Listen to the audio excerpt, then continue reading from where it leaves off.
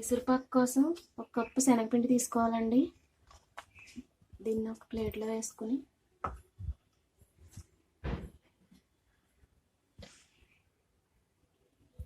ఇప్పుడు అదే కప్పుతో 2 కప్పుల ఆయిల్ తీసుకోవాలి. నూనె 1 కప్పు ఆయిల్, 1 కప్పు నెయ్యి కూడా వేసుకోవచ్చండి.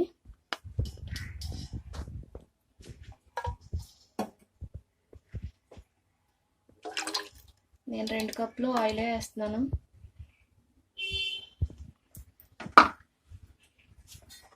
రెండు కప్పులకి కొంచెం తక్కువ తీసుకున్నానండి ఆయిల్.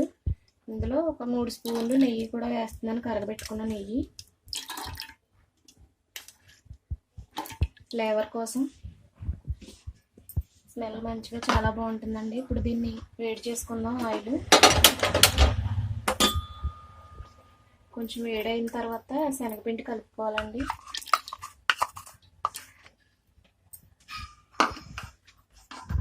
కొంచెం వేడైంది కదండి, లైట్గా కొంచెం వేడైతే సరిపోద్ది. కొంచెం 1 స్పూను 2 స్పూన్లు ఆయిల్ వేసుకుని కొంచెం శనగపిండి కలుపుకోవాలి. మొత్తం పిండికి అంతా పట్టేలా కలుపుకోవాలండి. కలుపుకొని దీన్ని మళ్ళీ జల్లించుకోవాలి. ఇలా చేయడం వల్ల పిండి ఆయిల్లో వేసినప్పుడు, పాకంలో వేసినప్పుడు ఏమీ లేకుండా ఉంటుందండి. ఉండలు కట్టకుండా ఉంటుంది, బాగా కలిసిపోద్ది, గుల్లగా కూడా వస్తుంది. ఇలా కలుపుకున్నాం కదా, ఇప్పుడు జల్లెడ వేసుకుందామండి. పిండి ఇలా జల్లించేసుకోవాలండి, ఉండలు లేకుండా. శనగపిండిలో ఏమైనా చెత్త ఏమన్నా ఉంటే కూడా వచ్చేస్తుందండి. ఇలా జల్లించుకోవడం వల్ల పిండి చాలా సాఫ్ట్గా ఉంటుంది.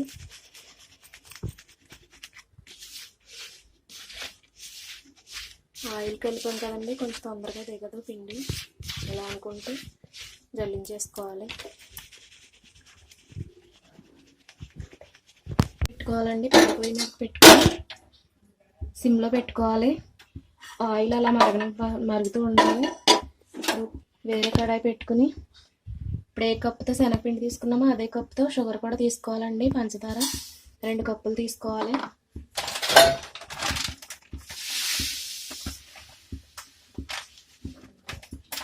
ఇలా 2 కప్పులు తీసుకుంటే కరెక్ట్గా సరిపోద్దండి. 1/4 కప్పు వాటర్ పోసుకోవాలండి.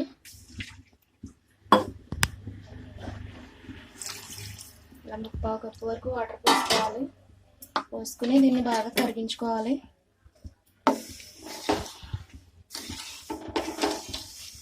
బాగా కరిగి లైట్గా తీగపాకం రావాలండి. పంచదార మొత్తం కరిగిపోయి ఇలా పాకం రావాలండి. ఇప్పుడు పాకం చెక్ చేసుకుందాం. జస్ట్ కొంచెం తీగపాకం వస్తే సరిపోతుందండి. ఇలా అంటే తీగలా రావాలి. ఇదిగో ఇలా సాగాలండి. జస్ట్ ఇలా వస్తే సరిపోతుంది. ఇప్పుడు పిండి వేసుకొని కలుపుకుందాం. ఈ పిండి మొత్తం వేసుకోవాలండి. వేసుకుని విస్కర్తో కలుపుకుంటే ఉండలు లేకుండా కలుస్తుందండి. విస్కర్ లేకపోతే గరిటెతోటైనా కలుపుకోవచ్చు. దీంతో కలిపితే కొంచెం ఉండలు లేకుండా బాగా కలుస్తుంది. మంటని సిమ్లో పెట్టుకోవాలండి. ఇది మొత్తం కరిగేంత వరకు బాగా పాకంలో కలిసిపోవాలండి మొత్తం పిండి.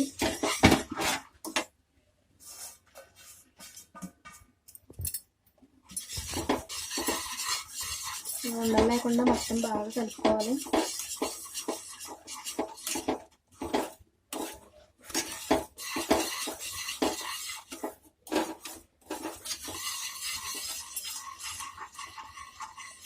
మనం ఫస్ట్ ఆయిల్ కలుపుకున్నాం కదండి పిండిలో, దానివల్ల కొంచెం ఉండ కట్టదండి, బాగానే కరిగిపోతుంది. ఇలా ఉండలు లేకుండా మొత్తం కలిపేసుకోవాలి. అందులో యాలకుల పొడి వేసుకోవాలండి. నేను షుగర్ వేసుకుని పొడి చేసుకున్నాను. 1 స్పూన్ యాలకుల పొడి వేసుకోవాలి మంచి ఫ్లేవర్ కోసం. బాగా కలుపుకోవాలి మొత్తం కలిసేలాగా.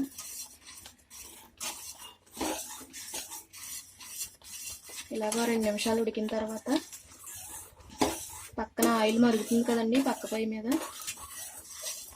ఆయిల్ అలా కాగుతూనే ఉండాలండి. కొంచెం కొంచెం తీసుకుని పిండిలో వేసుకుంటూ ఉండాలి. ఆయిల్ ఇలా పొంగులా వస్తుందండి. ఒక 2 నిమిషాలకు ఒకసారి వేసుకుంటూ ఉండాలండి. ఆయిల్ మొత్తం అయిపోయేంత వరకు ఇలా వేసుకుంటూ కలుపుకుంటూనే ఉండాలండి. మొత్తం ఆయిల్ అంతా అయిపోద్ది. లాస్ట్కి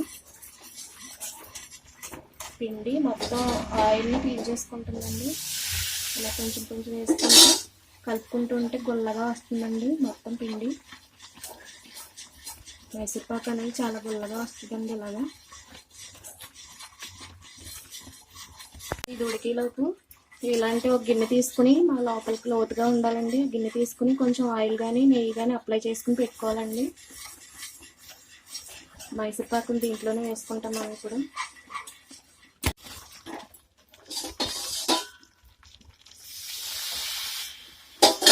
చూడండి ఎంత గుల్లగా బబుల్స్లో వస్తుందో. పిండి రెట్టింపు అవుతుందండి. ఇలాగ ఆయిల్ అంతా అయ్యేటప్పటికి గుల్ల వచ్చేస్తుంది బాగా. ఆయిల్ మొత్తం అయిపోయిందండి.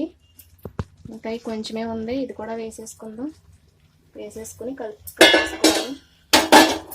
చూడండి ఎలా గుల్లగా అయిపోయిందో మొత్తం. ఆయిల్ అంతా అయిపోయింది. ఇప్పుడు ఈ మైసూర్పాకు నుంచి ఆయిల్ కూడా సెపరేట్ అయిపోతుంది కదండి. జస్ట్ ఒక నిమిషం పాటు కుక్ చేసుకుంటే సరిపోద్దండి. ఇంక ఇది ఆల్మోస్ట్ అయిపోయినట్టే.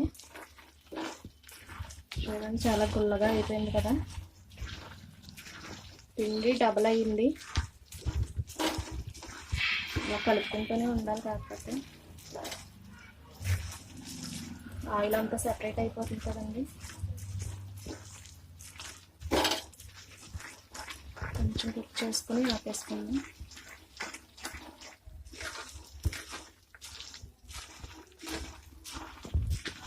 ఇది ఇంకా అయిపోయిందండి. ఇప్పుడు దీన్ని గిన్నెలో వేసుకుందాం.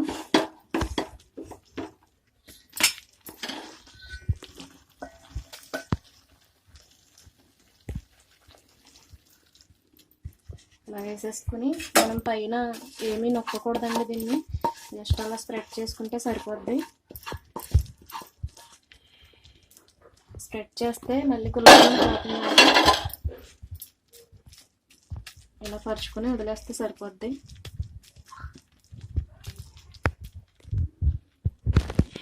కొంచెం చల్లారిన తర్వాత దీన్ని కట్ చేసుకోవాలండి. పీసెస్ కింద కట్ చేసుకుందాం. ఇది కొంచెం ఇలా ఆగిన తర్వాత ఇలాగా వేడిగా ఉన్నప్పుడే కొంచెం పైనుంచి లైట్గా నాట్లు పెట్టుకోవాలండి. ఇలాగా మళ్ళీ చల్లారిపోతే పొడిమైపోతుందండి. సరిగ్గా రావు ముక్కలు.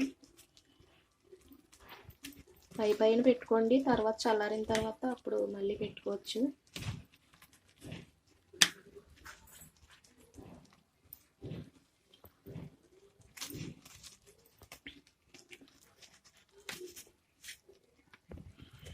చల్లారింది కదండి. ఇప్పుడు ఒక ప్లేట్ పెట్టుకుని ఇలా తిరగేసుకోవాలి. ఉల్టా చేసుకుంటే వచ్చేస్తుందండి.